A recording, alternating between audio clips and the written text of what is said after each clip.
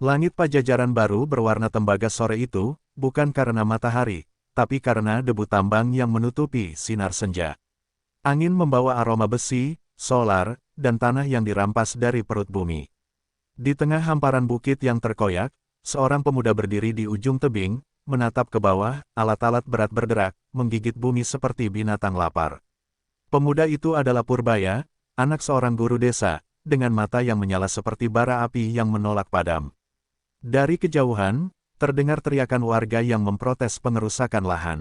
Suara mereka tenggelam oleh deru mesin dan tawa pejabat lokal yang datang meninjau.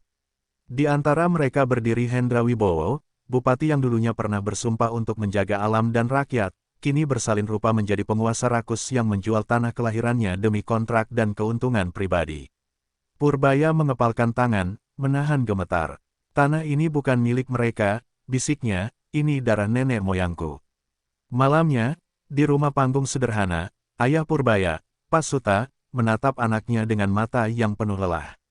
Jangan kau lawan mereka dengan amarah, nak, ucapnya lirih. Kekuasaan itu seperti api, ia bisa menerangi, tapi juga bisa membakar. Purbaya menatap wajah tua itu, mengingat masa kecilnya ketika mereka menanam pohon di pinggir sungai, tanah yang kini tinggal lumpur hitam. Kalau kita diam, ayah, jawabnya pelan, api itu akan membakar segalanya, bahkan nurani manusia. Keesokan harinya, Purbaya memimpin warga menanam kembali pohon-pohon di lahan bekas tambang, sebagai tanda perlawanan damai. Kamera-kamera media lokal menyorot, anak-anak kecil menabur benih, ibu-ibu menyiapkan air dan doa. Namun sore itu, datang sepasukan aparat dengan wajah dingin. Mereka merobohkan pohon-pohon muda itu dengan sepatu dan tongkat. Di tengah kekacauan, Pak Suta berdiri di depan anaknya, mencoba melindungi warga. Sebuah pukulan keras dari aparat menghantam kepalanya. Tubuh tua itu ambruk di tanah yang dulu ia ajarkan untuk disayangi. Purbaya berlutut, mengguncang tubuh ayahnya. Darah menetes di antara debu, menyatu dengan tanah Pajajaran baru yang kering. Tak ada teriakan, hanya kesunyian panjang yang menusuk langit. Saat itulah, di balik air mata dan kemarahan, lahirlah sumpah yang akan mengguncang arah bangsa, aku akan menyalakan kembali nurani yang telah mereka bunuh. Malam turun perlahan. Di tepi sungai, Purbaya menyalakan obor dan menancapkannya di tanah. Bayangan nyala api menari di wajahnya, seolah seluruh alam ikut berduka. Angin membawa suara gamelan dari kejauhan, pelan, lirih, seperti doa untuk tanah yang dirampas dan jiwa yang gugur. Di langit, seekor burung hantu melintas, tanda pertanda bahwa malam telah memilih saksinya. Di desa itu, untuk pertama kalinya dalam puluhan tahun, rakyat berkumpul tanpa takut. Mereka membawa obor, satu persatu, hingga Bukit Pajajaran baru berubah menjadi lautan cahaya. Dan di tengah mereka, berdiri Purbaya, pemuda yang baru kehilangan segalanya, namun justru menemukan panggilannya. Di mata rakyat, ia bukan lagi hanya anak seorang guru desa, tapi simbol harapan baru. Api pertama telah dinyalakan. 3 hari setelah pemakaman ayahnya, Pajajaran baru seakan kehilangan warna. Bendera putih terpasang di setiap rumah, tapi bukan tanda damai, melainkan tanda duka yang tak diakui negara. Di tengah kesunyian itu, Purbaya berdiri di depan pusara ayahnya, menatap batu sederhana yang ia ukir sendiri, guru rakyat, pelindung bumi.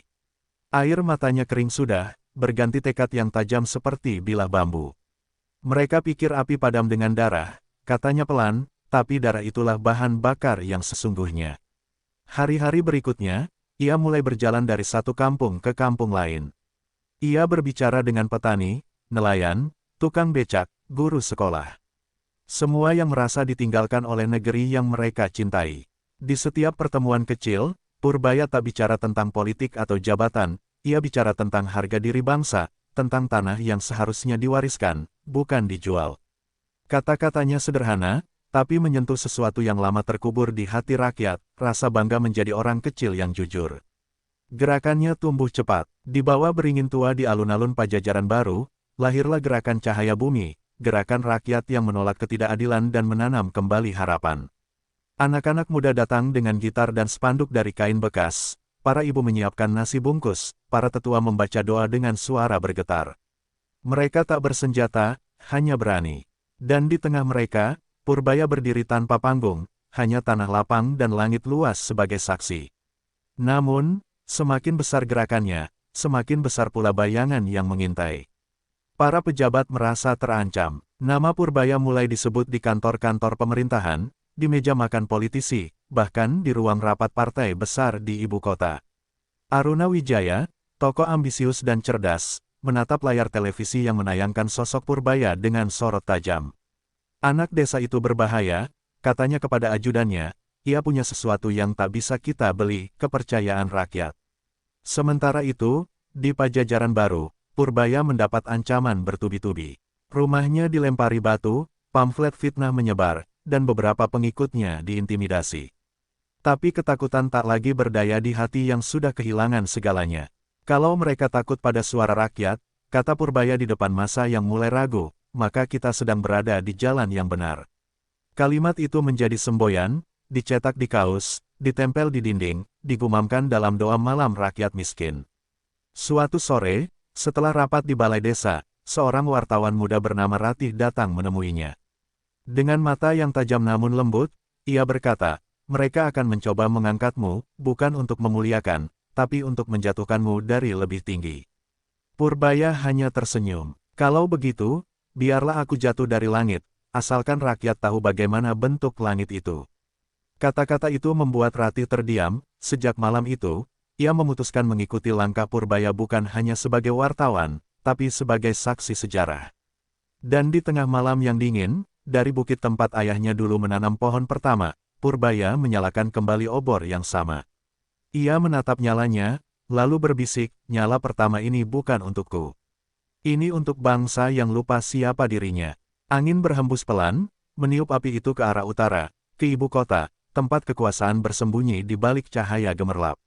Api kecil itu akan segera menyala besar, dan sejarah baru pun mulai ditulis. 3 bulan setelah gerakan cahaya bumi menggema di seluruh negeri, nama Purbaya mulai menjadi berita utama. Wajahnya muncul di layar kaca, di sampul majalah, di baliho yang dicetak tanpa izin oleh simpatisan. Ia digambarkan sebagai putra rakyat, pewaris nurani Nusantara, bahkan ancaman baru bagi stabilitas nasional. Di antara sanjungan dan fitnah itu, sebuah surat tiba di tangan Purbaya, berkop resmi, dengan tanda tangan yang membuat banyak orang gemetar, Aruna Wijaya, Ketua Umum Partai Pemersatu Bangsa. Ratih yang kini menjadi juru bicara gerakan itu membaca surat itu dengan kening berkerut. Mereka mengundangmu ke Jakarta, untuk berdialog tentang peran pemuda dalam pembangunan nasional, katanya setengah sinis. Purbaya hanya menatap obor di hadapannya, apinya kecil tapi teguh. Kadang, untuk melawan naga, kita memang harus masuk ke sarangnya, jawabnya tenang. Ratih terdiam, antara kagum dan khawatir. Ia tahu, setiap langkah ke ibu kota berarti selangkah lebih dekat ke jurang politik yang tak mengenal belas kasihan. Jakarta, menyambut Purbaya dengan cahaya dan kebisingan yang asing. Gedung-gedung tinggi memantulkan langit, sementara rakyat kecil berjalan di bawahnya seperti bayangan tanpa nama. Di hotel megah tempat pertemuan digelar, Purbaya duduk berhadapan dengan Aruna Wijaya, pria dengan senyum licin, setelan sempurna, dan mata yang membaca lawan seperti buku terbuka. Purbaya, katanya dengan suara lembut tapi menekan, kamu ini berlian mentah. Dengan bimbingan yang tepat, kamu bisa menjadi pemimpin masa depan. Langit Pajajaran Baru kembali kelabu. Dari layar televisi yang berdebu di warung-warung kopi, nama Purbaya kini disebut dengan nada curiga. Radikal, kata sebagian media. Provokator, tambah pejabat di siaran berita. Hanya rakyat kecil yang tahu kebenaran, bahwa lelaki itu tak pernah mengajarkan kebencian, hanya keberanian untuk berkata tidak. Tapi di negeri yang menyanjung kepatuhan lebih dari kejujuran, kebenaran seringkali kalah oleh suara yang lebih keras. Gerakan cahaya bumi mulai diganggu. Rapat-rapat warga dibubarkan, spanduk diturunkan paksa, dan beberapa pengikut Purbaya hilang tanpa kabar. Di malam-malam sunyi, terdengar suara truk militer melintas pelan di depan rumah-rumah mereka, pesan tanpa kata bahwa pengawasan sedang berlangsung. Ratih menulis laporan di media independennya, tapi berita itu cepat dibungkam. Situsnya diretas, akunnya dihapus, dan ancaman datang ke ponselnya hampir setiap malam. Namun, ketakutan tak mampu membungkam nyala yang sudah terlanjur hidup. Purbaya tetap turun ke jalan, mengajar anak-anak tentang cinta tanah air, menanam pohon di tanah yang rusak, menulis surat terbuka kepada rakyat. Dalam salah satu pidatonya yang kemudian viral di dunia maya, ia berkata, Lebih besar dari, kalau kalian ingin membunuh bangsa ini, matikan rasa malunya. Karena dari malu lahir jujur, dari jujur lahir keberanian. Kata-kata itu membakar hati banyak orang, terutama mereka yang diam terlalu lama. Pemerintah mencoba strategi lain, memecah barisan rakyat dengan uang. Beberapa tokoh desa yang dulu berdiri di sisi Purbaya mulai goyah. Janji proyek, beasiswa, dan bantuan sosial mengalir seperti racun yang manis. Mereka datang dengan senyum, tapi membawa borgol di dalam tasnya, kata seorang tetua kepada Purbaya. Ia hanya mengangguk. Borgol bisa memenjarakan tangan, jawabnya, tapi tidak nurani. Suatu malam, di balai desa tempat mereka biasa berkumpul, sekelompok orang berseragam datang dengan dalih izin kegiatan tak resmi. Mereka merobek poster, memadamkan obor, dan menyeret beberapa warga. Di tengah kekacauan itu, Purbaya berdiri di atas meja, menyalakan satu lilin kecil dan berseru lantang, kalau mereka ingin memadamkan api kita, maka biarlah lilin ini menjadi matahari. Suaranya menggema, memecah ketakutan. Kamera ponsel rakyat merekam semuanya, dan video itu menyebar cepat ke seluruh penjuru negeri. Keesokan harinya, di media nasional, Purbaya dituduh menghasut pemberontakan. Polisi mengeluarkan surat pemanggilan, namun yang datang bukan ketakutan, melainkan gelombang dukungan. Rakyat menulis namanya di dinding, di truk, di gerobak, di gang-gang sempit kota. Ia menjadi lambang perlawanan damai yang tak bisa dihapus. Aruna Wijaya menatap layar televisinya dengan rahang mengeras. Dia menolak padam, gumamnya dingin. Kalau begitu, kita akan membuatnya terbakar oleh apinya sendiri. Dan malam itu, ketika semua orang terlelap, sebuah ledakan mengguncang balai desa Pajajaran baru, tempat Purbaya biasa berpidato. Api menjalar, membakar habis simbol perjuangan itu. Tapi di antara abu dan bara, seseorang menemukan potongan papan yang tersisa, dengan tulisan arang yang masih terbaca samar. Lebih besar dari, kalian bisa membakar rumah kami. Tapi tidak hati kami. Setelah kebakaran balai desa itu, Pajajaran baru seperti kehilangan napas. Asap masih membubung dari puing-puing kayu, meninggalkan bau arang dan duka. Purbaya berdiri di antara reruntuhan, menatap sisa papan bertuliskan, kalian bisa membakar rumah kami, tapi tidak hati kami. Di matanya, tak ada air mata, hanya kelelahan yang menua terlalu cepat. Ia telah kehilangan ayah, tanah, dan kini rumah gerakannya. Berapa lagi yang harus hilang agar bangsa ini sadar? Bisiknya, lirih seperti doa yang tak sampai. Ratih mendekat, membawa secangkir teh yang mulai dingin. Mereka takkan berhenti, Pur.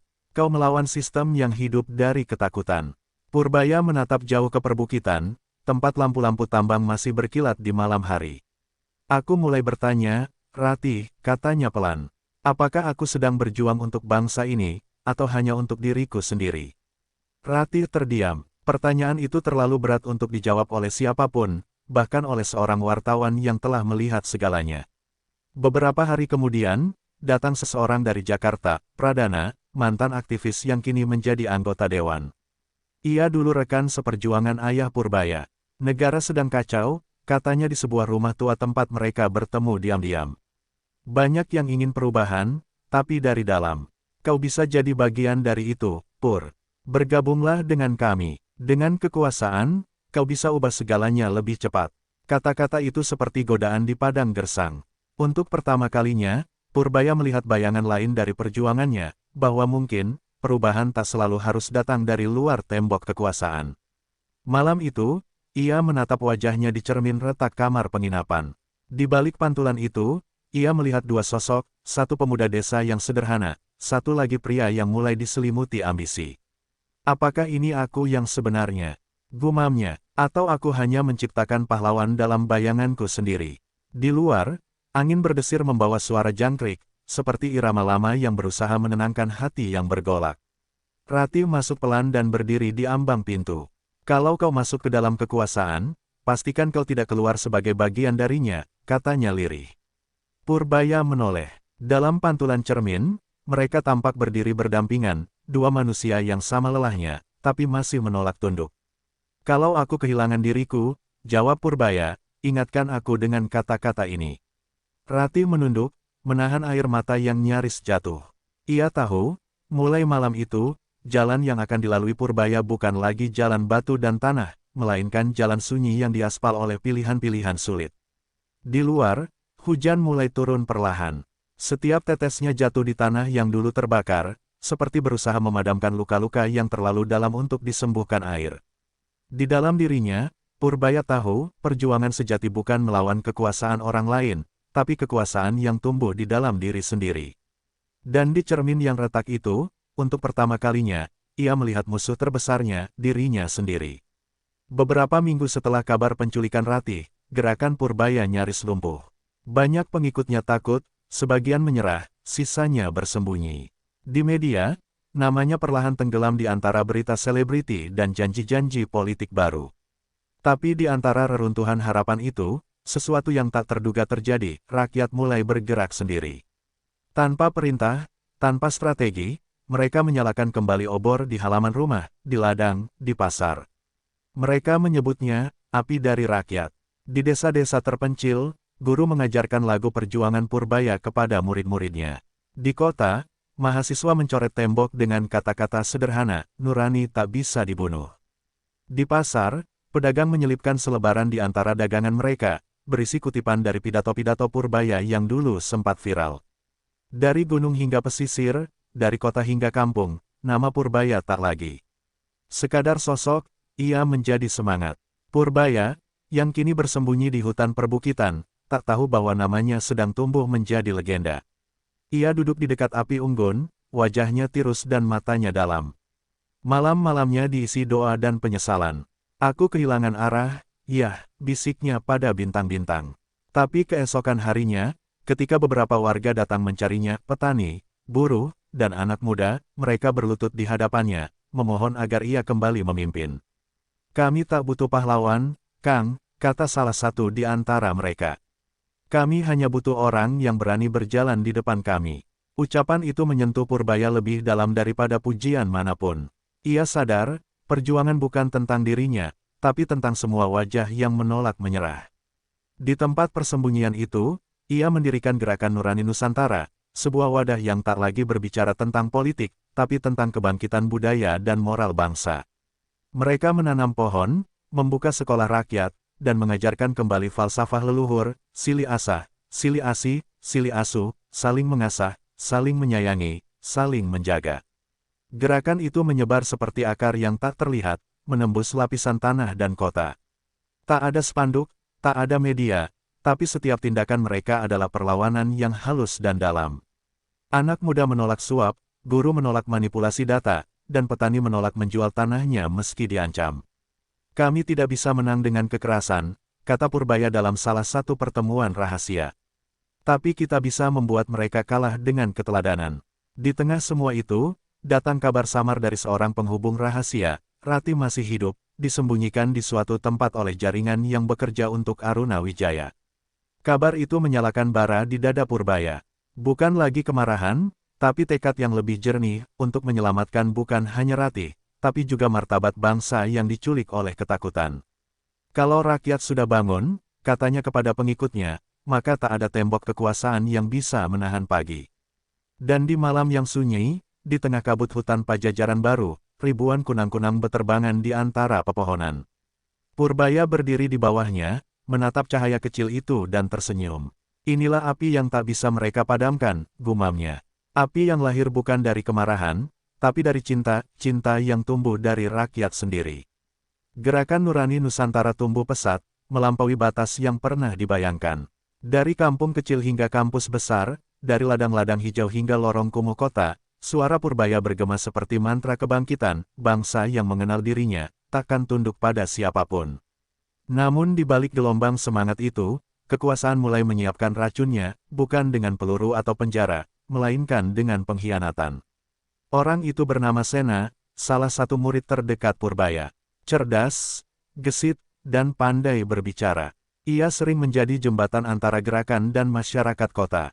Tapi tanpa diketahui siapapun, Sena diam-diam berhubungan dengan utusan Aruna Wijaya.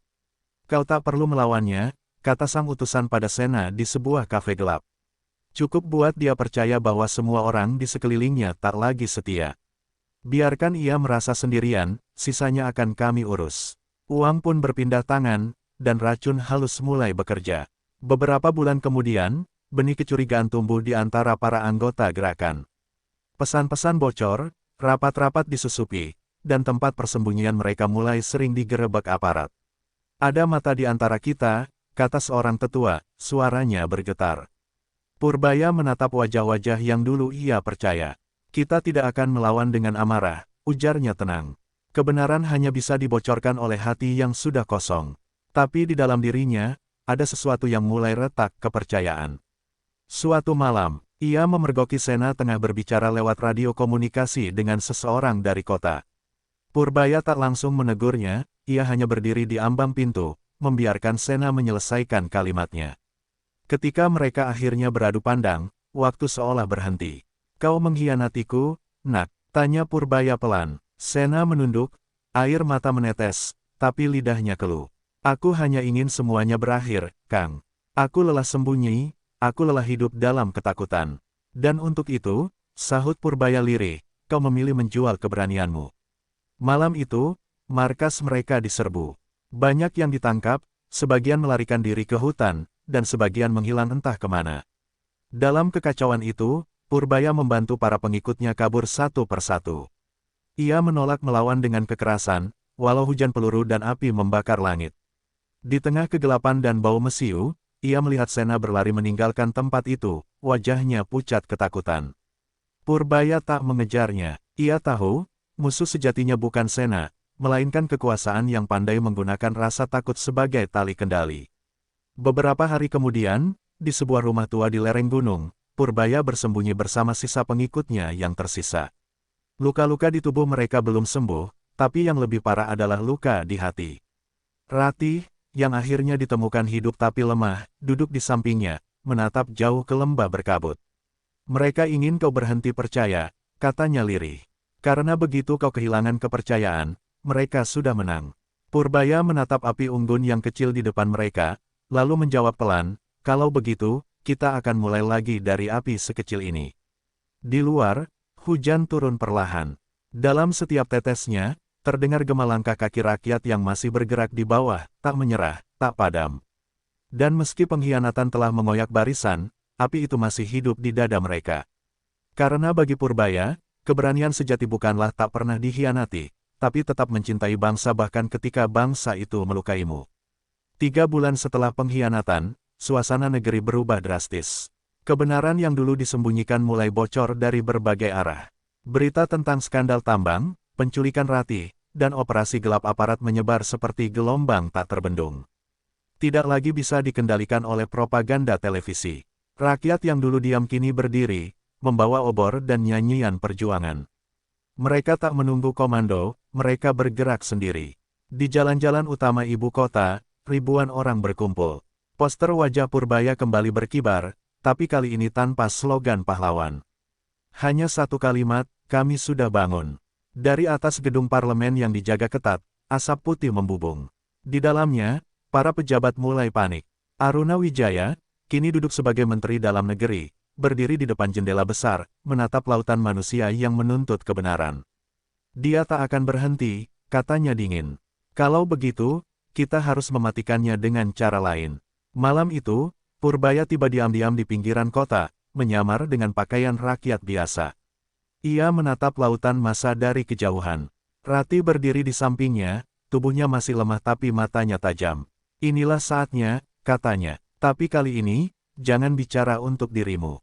Bicara untuk mereka yang tak pernah didengar. Purbaya mengangguk. Ia tahu, perjuangan yang dulu lahir dari kemarahan kini harus berakhir dengan kesadaran bahwa bangsa tak bisa diselamatkan oleh satu orang, melainkan oleh seluruh rakyat yang berani menatap kebenaran. Ketika Purbaya naik ke atas panggung darurat yang dibuat dari truk dan papan, kerumunan menjadi sunyi. Lampu sorot menerpa wajahnya. Ia memandang lautan manusia, ribuan wajah penuh harapan dan luka. Suaranya gemetar di awal, tapi kemudian menguat, menggetarkan malam. Lebih besar dari, aku bukan pahlawan. Aku hanya rakyat, seperti kalian. Tapi hari ini, kita semua akan menulis ulang sejarah bangsa ini, dengan tangan kita sendiri. Kata-kata itu meledak di udara seperti petir. Rakyat bersorak, nyanyian perjuangan bergema, dan obor-obor menyala seperti samudera cahaya. Tapi dari kejauhan, deru kendaraan lapis baja terdengar mendekat. Aparat bersenjata mengepung area. Rati menarik tangan Purbaya, kita harus pergi. Tapi Purbaya menggeleng. Kalau aku pergi sekarang, mereka akan menuduh kita pengecut. Biarkan aku di sini. Kebenaran harus berdiri di depan. Ledakan pertama mengguncang jalan raya.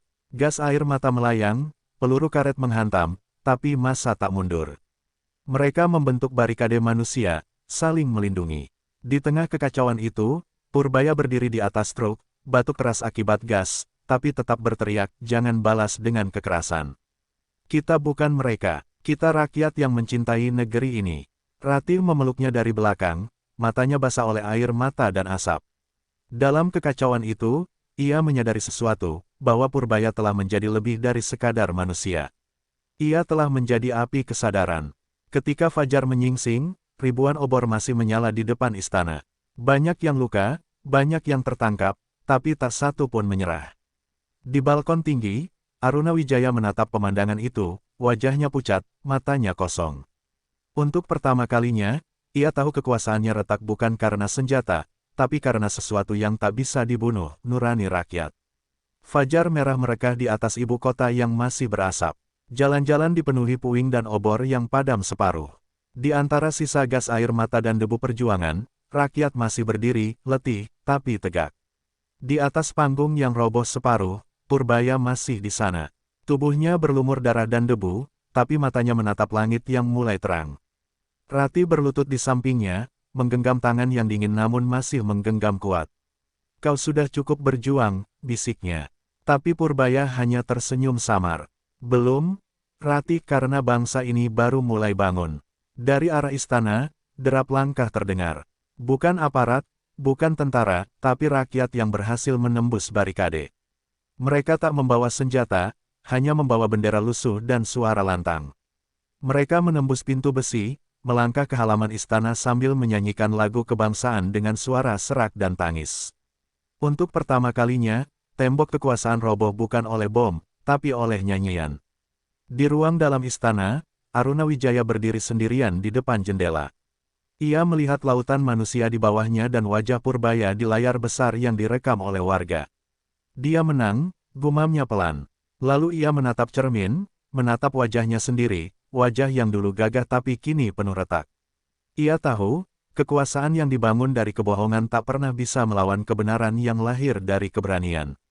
Dalam diam, ia meletakkan jabatannya sebelum rakyat sempat menyeretnya. Kekuasaan tumbang, tapi bukan dengan pedang, dengan cahaya nurani. Beberapa jam kemudian, Purbaya dibawa ke rumah sakit lapangan oleh relawan. Tubuhnya lemah, tapi senyumnya tetap utuh. Rati duduk di sampingnya, menggenggam tangan itu erat. Kau sudah menyalakan api, Pur, katanya dengan suara parau. Sekarang biarkan bangsa ini menjaganya. Purbaya menatap langit-langit tenda yang terbuka, tempat sinar matahari pagi menembus masuk. Kalau aku pergi, katanya perlahan, ingatkan mereka, bahwa keberanian bukan melawan musuh, tapi melawan ketakutan di dalam diri sendiri. Beberapa saat kemudian, detak monitor berhenti. Rati menunduk, air matanya jatuh satu persatu ke tangan Purbaya. Di luar tenda, ribuan orang mulai berdatangan, membawa bunga, obor, dan doa. Tak ada teriakan, tak ada amarah.